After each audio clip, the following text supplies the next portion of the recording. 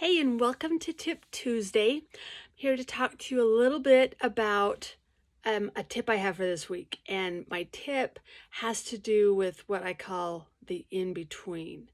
Okay, so on my podcast this week, I'm talking about the law of the harvest, which a good example of that I talk about on it is that you know the song from the Beatles. It's called "Turn, Turn, Turn to Everything There Is a Season and a Time to Every Purpose Under Heaven." They sing that, but in the song they say that there's a time to laugh and a time to weep, a time to dance and a time to mourn, and a time to build up and a time to break down.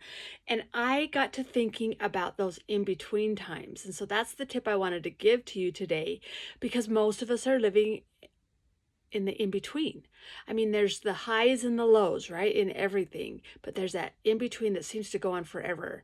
And we get tired of the waiting to get to the good part. So I think that the good part, I'm going to dare to say, is actually in the in-between. When you think about it, like when I thought about the law of the harvest, I was thinking about when you plant a seed and it takes a lot of time to get the seed to actually to grow to get to the end result. And maybe it's not all about the end result. Maybe it's like hardly ever about the end result.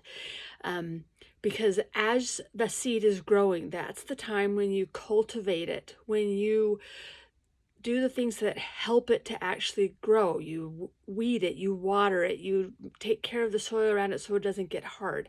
And I think that's what we need to do in our in-between times. So my tip is to find ways to cultivate yourself as you're in the in-between.